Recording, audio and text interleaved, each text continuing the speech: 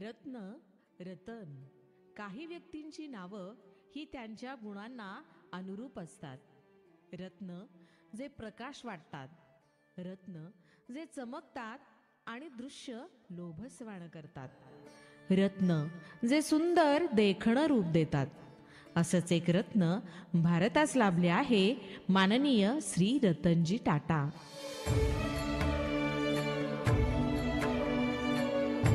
ज्या रत्नानं संपूर्ण भारतवर्षास दैदिप्यमान कीर्ती दिली, ज्या रत्नाचा प्रकाश भारताच्या प्रत्येक घराघरात पोहोचला, ज्या रत्नाच्या दानवृत्तीनं भल्या भल्यांच्या भुवया उंचावल्या, असे माननीय श्री रतनजी टाटा. जगभरातल्या श्रीमंतांच्या यादीत टाटांचं नाव नाही, पण टाटांचं नाव ज्या यादीत आहे त्या यादीत मात्र जगभरातील कोणताही श्रीमंत नाही, असे माननीय श्री रतनजी टाटा. आशाय आशाय आशाय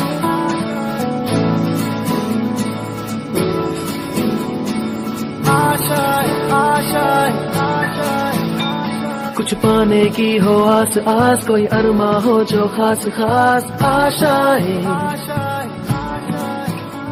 हर कोशिश में हो बार बार, करे दरियाओं को आर पार. आशाएं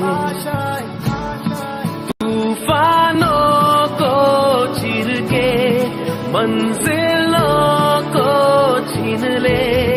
आशाएं ले दिल की, उम्मीदें हंसे दिल की.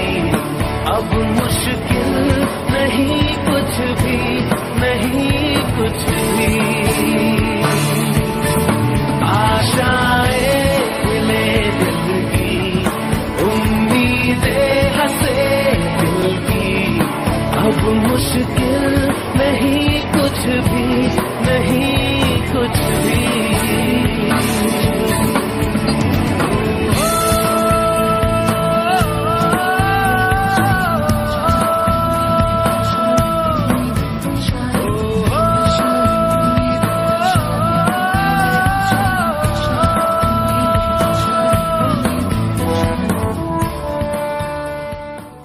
रतन टाटांचं संपूर्ण आयुष्यच विशेष घटनांनी भरलेलं आहे. एकदा रतन टाटा मुसळधार पावसात प्रवास करत होते. त्यावेळी त्यांना एक मध्यमवर्गीय कुटुंब स्कूटरवरून जाताना दिसलं. पती, पत्नी आणि 2 मुलं चिंब पावसात भिजत जात असताना त्यांची खूप तारांबळ उडाली होती. टाटांना या मध्यमवर्गीय कुटुंबाची खूप काळजी वाटली. श्रीमंतच माणसांनी 4 चाकीत फिरावं हा नियम मोडून मध्यमवर्गीय माणसानंही 4 चाकीची हौस पूर्ण करावी, ही गोष्ट त्यांनी मनावर घेतली. 1 लाखात कार हे स्वप्न टाटांनी त्यांच्या टेक्निकल टीमला जेव्हा सांगितलं, तेव्हा टेक्निकल टीम हे अशक्य आहे असं म्हणाली. पण हरतील ते टाटा कसले? मला नुकसान झालं तरी चालेल, पण प्रत्येक मध्यमवर्गीयाचे 4 चाकीचे स्वप्न पूर्ण व्हावे ही जिद्द त्यांनी धरली. आणि ज्या पैशात आपण आज स्कूटर घेतोय, तेवढ्याच पैशात टाटा नॅनो ही मध्यमवर्गीयांची ड्रीम कार रतन टाटांनी आपल्या समोर आणली.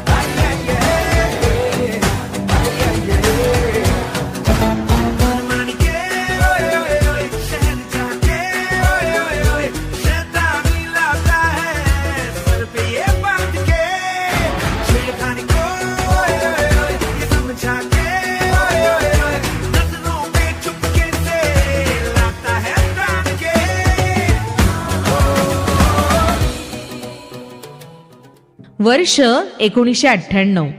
माननीय रतनजी टाटांचा ड्रीम प्रोजेक्ट टाटा इंडिका काही कारणामुळे लॉसमध्ये गेला. त्यावेळी त्यांनी तो प्रोजेक्ट फोर्ड कंपनीला विकण्याचा निर्णय घेतला. बिल फोर्ड आणि रतन टाटा यांच्या मीटिंगमध्ये फोर्डने टाटांना अपमानित केलं. तुम्हाला पॅसेंजर कार बनवायला येत नाही, ही कंपनी विकत घेऊन आम्ही तुमच्यावर उपकार करतोय, ही भाषा त्याची होती. रतन टाटा व्यथित झाले, पण अपमान होऊनही ते खचले नाहीत. पुन्हा नव्यानं ते कंपनीसाठी उभे राहिले आणि कंपनी विकण्याचा निर्णय त्यांनी रद्द केला.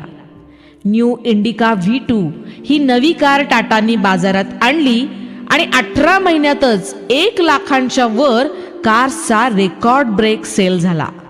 वर्ष 2008. नशिबाचे फासे पालटले.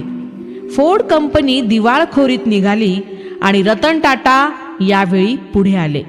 फोर्डची जॅग्वार आणि लँड रोव्हर बनवणारी JLR ही कंपनी रतन टाटांनी विकत घेतली. $2.3 अरब एवढी रक्कम देऊन एवढी मोठी कंपनी विकत घेऊनही कोणताही गर्व अभिमान न बाळगता टाटा शांत होते. खजील झाला तो बिल फोर्ड. बिल फोर्डचे शब्द होते, तुम्ही ही कंपनी विकत घेऊन आमच्यावर उपकार करत आहात. हे होते रतन टाटा. स्वतःच्या अपमानाला ज्यांनी शस्त्र बनवलं, अहो स्वतःच्या अपमानाला ज्यांनी शस्त्र बनवलं, पुन्हा मेहनत केली आणि यशाचं चक्रव्यूह भेदलं, असे रतन टाटा. पिघला दे जंजीरें, बनाउनगी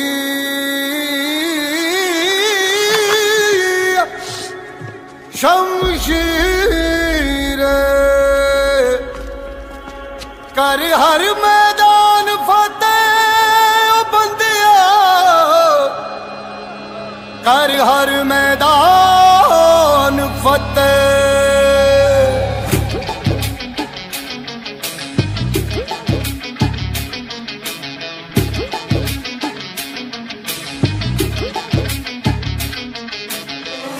घायल परिंदा है तू, दिखला दे जिंदा है तू, बाकी है तुझ में हौसला. तेरे जुनू के आगे अंबर पनाहे मांगे, कर डाल तू जो फैसला.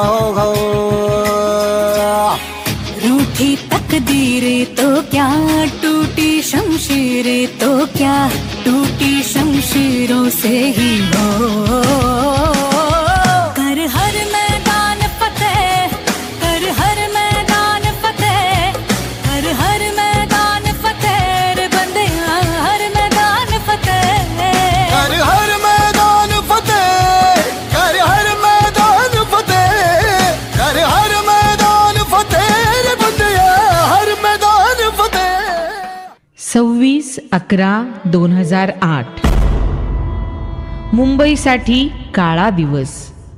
दहशतवाद्यांच्या निशाणावर ठरलं ते ताज हॉटेल. 166 लोक यात मारले गेले.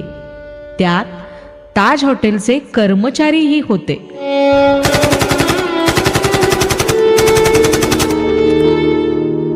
ऐ मेरी ज़मीं अफसोस नहीं, जो तेरे लिए 100 दर्द सहे, महफूज रहे तेरी आन सदा, चाहे जान मेरी ये रहे ना रहे.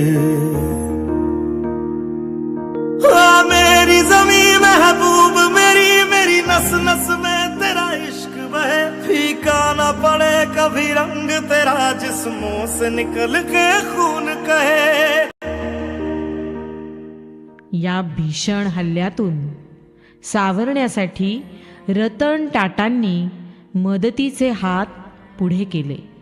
जे कर्मचारी मारले गेले त्यांच्या कुटुंबियांना आयुष्यभर पगार देणं, हेल्थ इन्शुरन्स, त्यांच्या मुलांच्या शिक्षणाचा खर्च, या सगळ्या गोष्टी रतन टाटांनी पूर्णपणे दिल्या. इतकंच नव्हे तर ताज हॉटेल बाहेरील फेरीवाले त्यांनाही रतन टाटांनी भरीव मदत केली.